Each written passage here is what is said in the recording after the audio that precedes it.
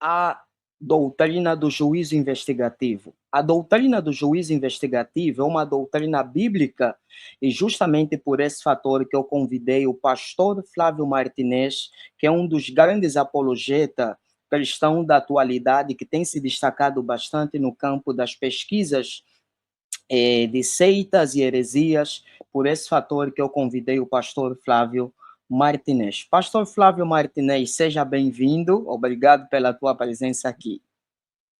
Olá, professor Wilson Amaral, espero que vocês estejam me ouvindo bem aí.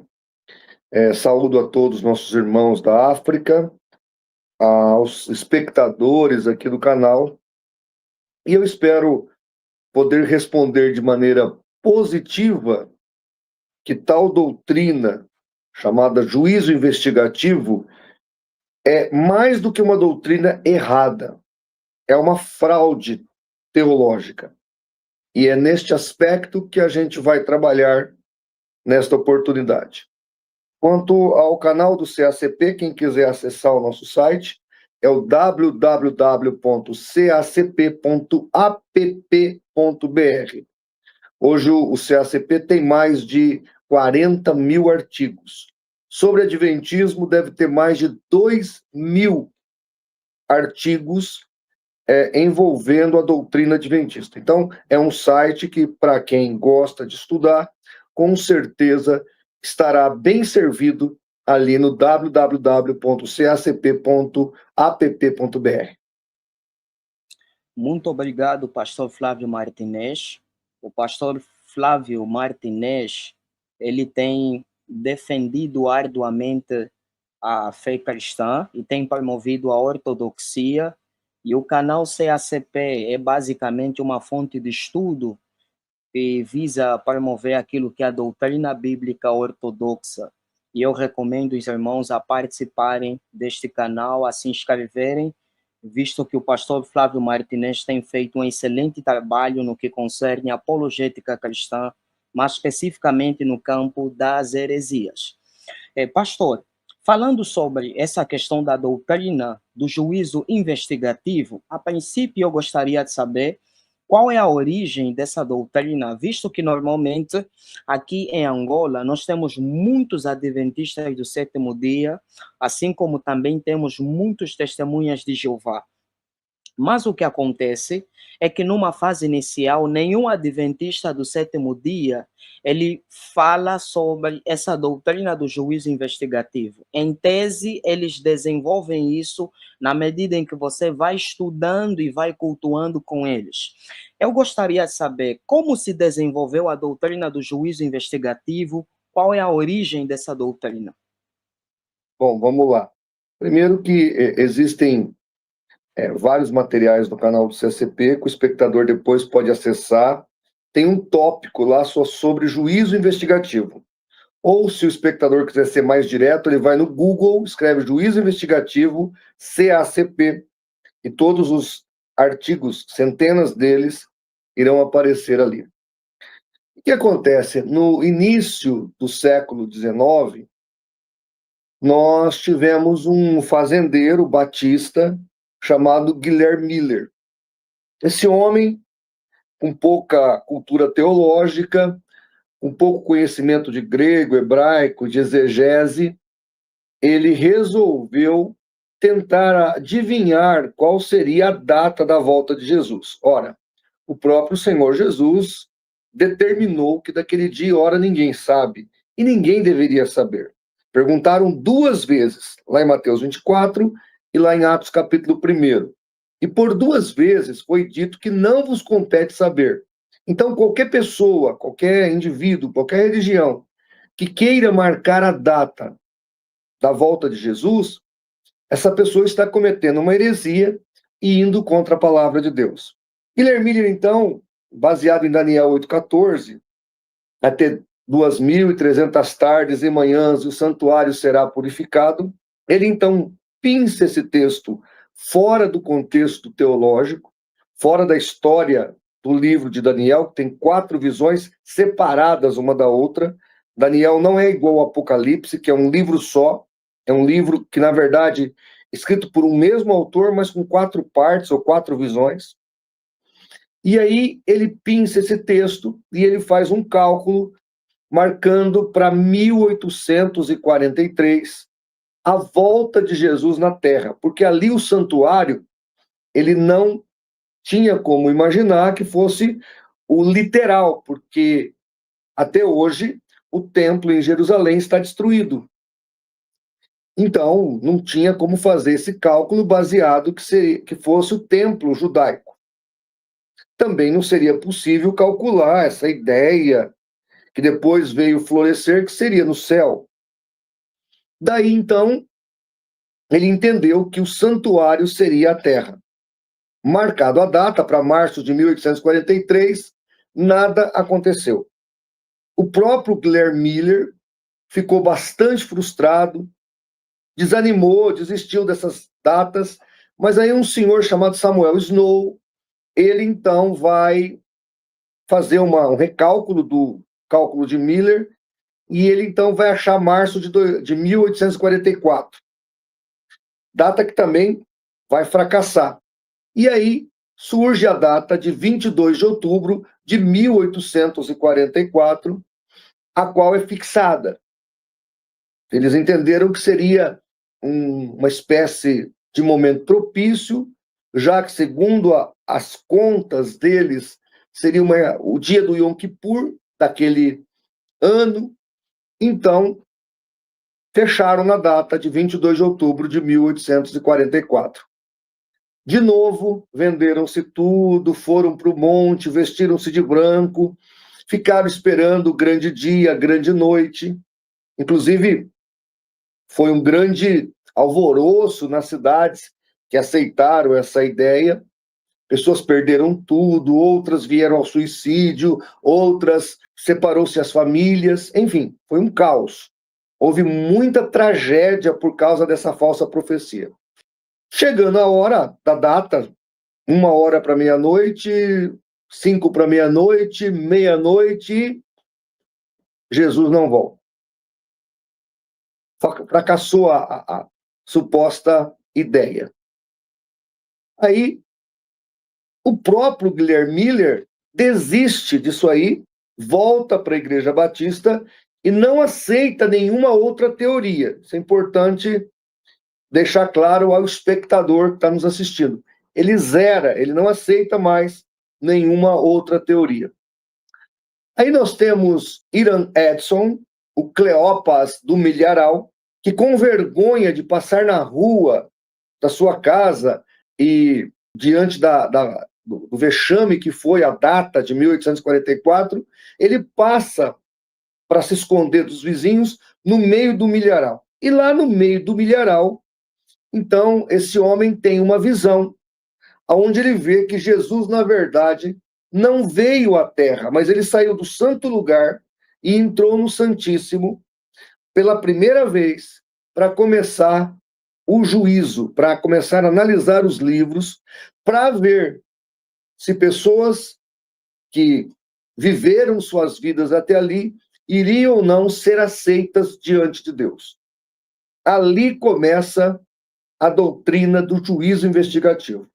Ou seja, ela nasce de um evento que não aconteceu.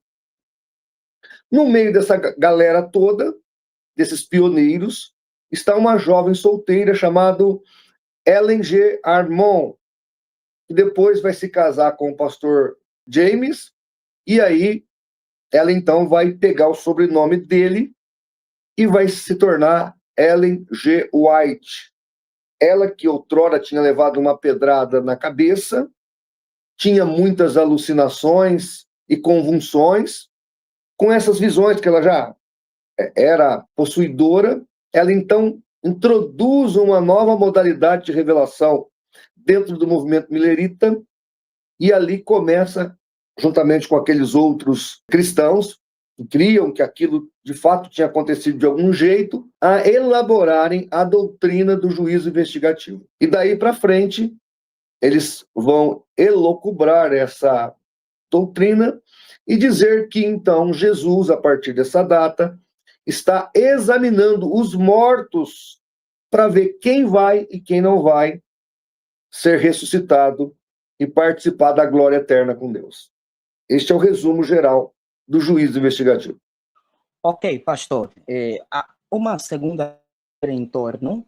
Qual é a exegese de Daniel 8, verso 13, exegese correta, visto que a partir desse texto bíblico que inicia essa abordagem a respeito do juízo investigativo?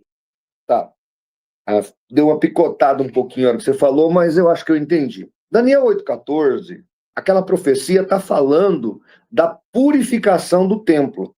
E é engraçado que muitos cristãos não sabem, mas o cumprimento de Daniel 8,14 foi ratificado por Jesus Cristo.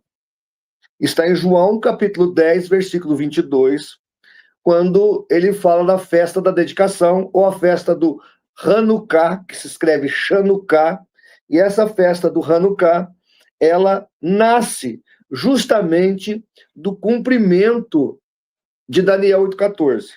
Daniel 8,14 fala da purificação do templo. Dá certinho ali a estrutura textual, mostrando e apontando para Antíoco Epifânio no século II, do ano 174 a.C. Isso é tão verdadeiro, tão factual, que os críticos da Bíblia, os que creem na alta crítica, dizem que esse texto de Daniel foi escrito a posteriori, bem depois do próprio Daniel, porque há muita exatidão profética no texto. Então, o que nós analisamos? Quando a gente pega, por exemplo, aqui estou te dando para você, professor Wilson, o que está, por exemplo, no livro do Flávio Josefo. Está lá, tem um capítulo, uma página inteira do livro do Flávio Josefo, explicando Daniel 8,14 e dizendo que esta profecia da purificação do templo vai acontecer pela família Macabeus no século II a.C. Tanto que isso aí está no livro de Macabeus, está no livro de Flávio Josefo, e é uma teologia no contexto judaico. Então, ao ler, o próprio Flávio Josefo conta isso, ao ler a profecia e fazer os cálculos, a família Macabeus entendeu que eles poderiam vencer Antíoco Epifânio, que tinha contaminado o templo, que tinha sujado o altar, sacrificando um porco. Então, eles fizeram o cálculo e entenderam que já tinha dado o período, porque 2.300 tardes e manhãs são referentes aos sacrifícios, que corresponde a 1.150 dias, que corresponde aproximadamente a 3 anos e meio.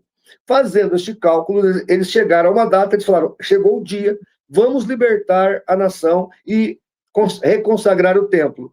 E eles, então, fizeram, conseguiram, foram bem-sucedidos, Antíoco Epifânio foi destruído, e o templo foi rededicado ao Senhor e aos sacrifícios. Tanto que a festa do Hanukkah, ou Chanukkah, como é que você vai escrever, né, para o espectador entender, a festa do Hanukkah é a prova disso, que está lá em João, capítulo 10, versículo 22. Então, esta profecia, ela não tem nada a ver com a questão que supostamente aconteceu em 22 de outubro de 1844. Mesmo porque, na tese adventista, teria que ser o dia do Yom Kippur. E o dia do Yom Kippur, em 1844, caiu no final de setembro, e não na segunda quinzena de outubro. Logo, isso é muito importante, não bate com a questão do Yom Kippur, não bate com a exegese textual do versículo, não coaduna com a própria doutrina judaica, que através de Flávio Josefo entende que a profecia já se cumpriu, logo é uma falsa profecia para justificar o dia que nada aconteceu. E pior, diz que tem um lugar mais santo que o outro no céu, que é um absurdo. E pior, pastor, mas sempre pior? Sempre pior. Ensina que Jesus ficou fora do Santíssimo até o ano de 1844. Quando Estevão está sendo apedrejado, lá no final do capítulo 7 de Atos, ele olha para o céu e ele já vê Jesus assentado à direita do Pai, intercedendo por nós. Logo, toda tese adventista cai por terra. Hebreus capítulo 6, verso 19 e 20, Hebreus capítulo 9, verso 12, explicitam que quando Jesus foi assunto aos céus, ele já entrou na presença de Deus e lá intercede por nós. Outra coisa, não faz sentido imaginar que Jesus vai fazer um juízo investigativo para ver, por exemplo, se o apóstolo Paulo ou se um dos apóstolos vai ou não ressuscitar para viver na glória eterna e ser salvo. Porque a Ellen G. White, diferente das mentiras dos adventistas, que dizem que isso aqui é espontâneo, que a doutrina não fala, que é para julgar os salvos, claro que é. Os que morreram em Cristo serão julgados. E a Ellen White fala assim: aprova-se nomes e rejeita-se nomes. Está no livro Grande Conflito. Ou seja, o adventista, quando morre, não pode ter certeza da salvação. Por quê? Porque ele tem que ser julgado ainda, tem que passar pelo juízo investigativo. Ora, Romanos capítulo 8, versículo 1, diz que nenhuma condenação há para os que estão em Cristo Jesus.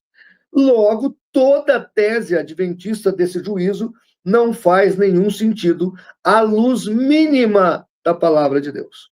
De fato, pastor Martinez, isso traz muitas implicações do ponto de vista da suficiência do sacrifício de Cristo. Eu gostaria de saber, no teu ponto de vista, pastor, quais são as grandes implicações teológicas que esta doutrina do juízo investigativo acarreta? Bom, em primeiro lugar, você vai cair da cadeira. Tá segurando firme na cadeira aí?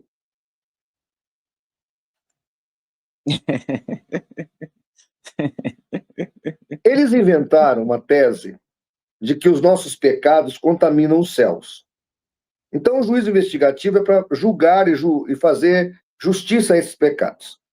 No final das contas, Deus vai pegar esses pecados por qual Cristo morreu e vai trazê-los no dia do juízo e colocar sobre Satanás. Ellen G. White fala assim: a purgar a sua parte. Então, veja, eles vão lá para Levítico 16, quando fala do dia do Yom Kippur, que tinha 2 bodes, e eles dizem que um bode é Cristo e o outro bode é Satanás. Então, Satanás, na teologia adventista, é coautor da salvação. Coautor da salvação. Olha o absurdo. Então, a partir dessa doutrina do juízo investigativo, visto que basicamente o juízo investigativo invalida a suficiência de Cristo.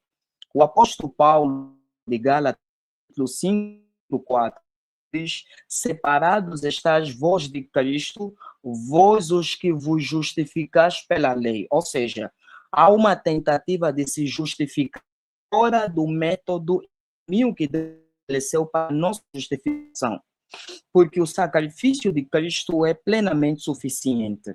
Viu, professor? No Adventismo, a salvação é, sim, no final das contas, pelas obras. Não é pela fé. Porque eu não posso ter fé que eu estou salvo. Eu tenho que passar pelo tal do juízo.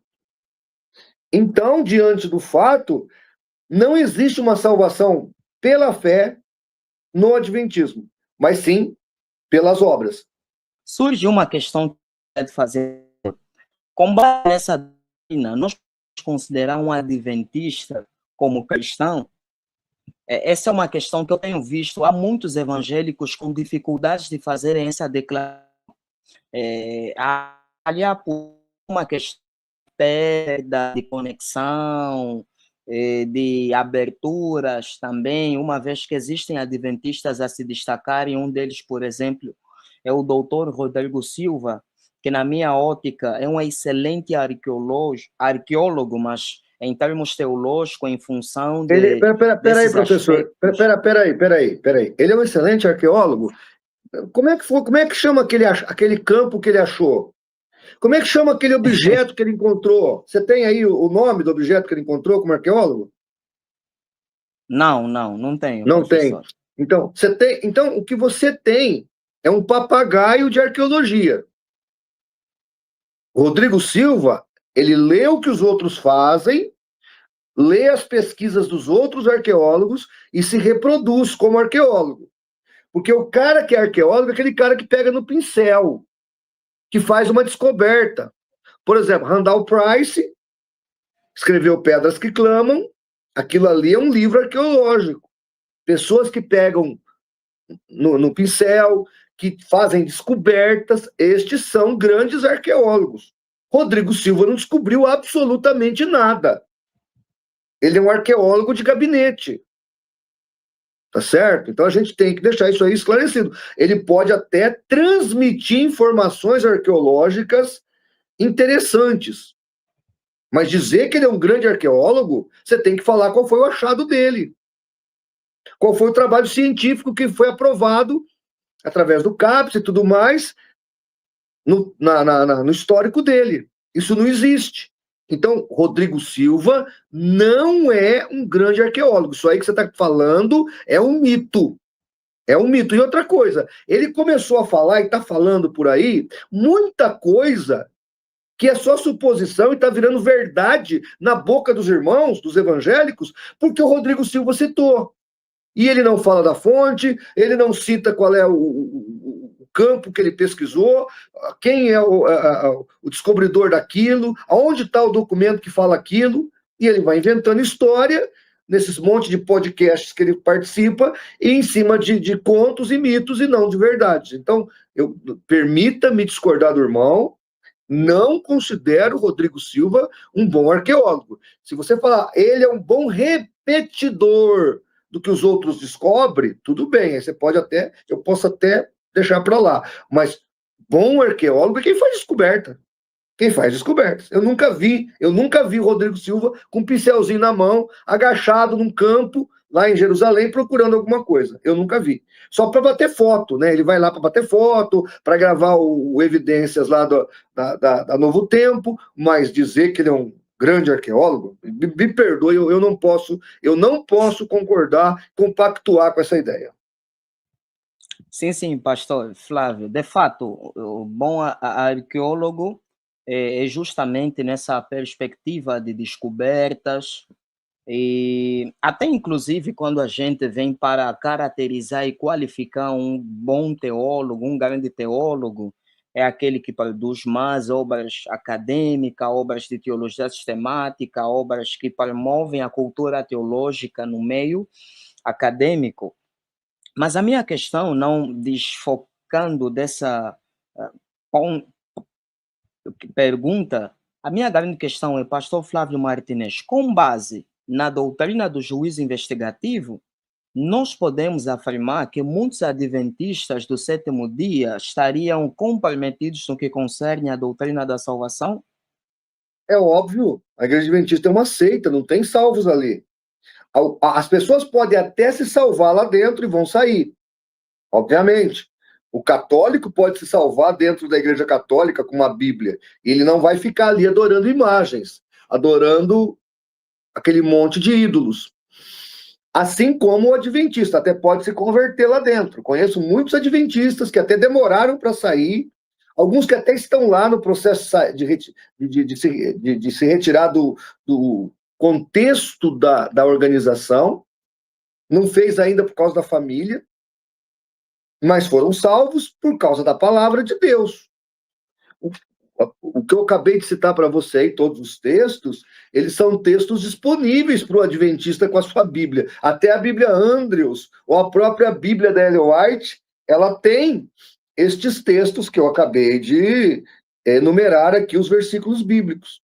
Então, um adventista ali lendo a Bíblia, fazendo uma reflexão, pode vir se converter? Pode. Mas ele, crendo não só no juízo investigativo, mas como Ellen White é a mensageira do Senhor, tendo que aceitá-la como tal, tendo que ter nos seus escritos um acréscimo à Bíblia Sagrada, colocando-a no mesmo nível das Escrituras, logo um adventista, crendo no adventismo, nas suas 28 doutrinas, não pode ser um crente salvo em Cristo Jesus. Todo adventista tem que renunciar a Ellen White, renunciar ao juízo investigativo e aceitar Jesus Cristo como único e suficiente Salvador. Caso contrário, este adventista que crê nisto é uma pessoa perdida, sem sombra de dúvidas. De fato, pastor Martinez, quando nós estudamos a doutrina da soteriologia, que é uma doutrina da teologia sistemática, a gente consegue ver que a salvação é com base no sacrifício de Cristo Jesus. E não existe Exatamente. uma outra forma, não existe uma outra forma de salvação senão por esse caminho. Efésios 2, verso 8, diz: pela graça sois salvos por meio da fé, isto não vem de vós. O apóstolo Paulo, em Colossenses 2, verso 16 a 17, diz que Jesus é a imagem exata. E ele faz referência à lua nova, aos sábados, que se constituem em sombras. Isso, inclusive, possivelmente daria um outro tema, porque a abordagem adventista é que os sábados referentes em Colossenses capítulo 2, versículos a 6 a 17, faz referência a sábados anuais, a sábados festivos, e isso demandaria outra abordagem de tema, porque a nossa perspectiva é justamente, aqui Paulo está se referindo ao sábado mesmo, visto que toda a lei finda em Cristo Jesus. Se toda a lei finda em Cristo Jesus, de fato, a guarda do sábado, ela precisa ser invalidada por essa declaração do apóstolo Paulo. É importante o espectador saber que, Sim, primeiro, permita-me interpolá-lo e interrompê-lo. Existe um documento atual, uma revista atual, que eles admitiram que aquele sábado pode ser, sim, o sétimo dia. O sábado de Colossenses, eles admitem agora que pode ser o sétimo dia. Porque, afinal de contas, das 60 vezes, a única vez que não seria o sétimo dia seria esse texto de Colossenses 2,14 até o 17, que agora eles estão admitindo que é o sábado, o sétimo dia. Outra coisa, o problema não é celebrar Cristo no sábado. Nós celebramos a Cristo no domingo. O problema é que Ellen G. White disse, com todas as letras, que a santificação e a guarda sabática importa em salvação eterna. Logo, Ellen G. White associou a guarda do sábado à salvação. E ela fala que aqueles que não guardarem o sábado ululam ou ulularão no inferno.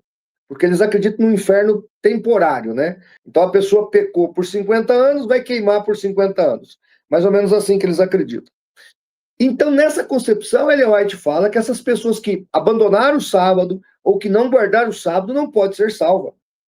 Isso é um absurdo. Gálatas capítulo 4, verso 10 e 11, Paulo faz uma crítica, que ele fala: guardais dias, meses, tempos e anos. Temo que tenha trabalhado em vão para convosco. E aí, em Gálatas 5,4, ele fala: da graça vocês caíram, vocês que querem se justificar pelas obras da lei. É exatamente isso que acontece com o adventismo. Sem contar que essa doutrina do juízo investigativo, uma pessoa que acredita nela, não morre tendo fé para ser salvo. Ele tenta, é uma loteria. Ele vai ver se vai conseguir, depois de morto lá, Jesus lendo lá os documentos para ver se ele passou na prova. Isso é um absurdo.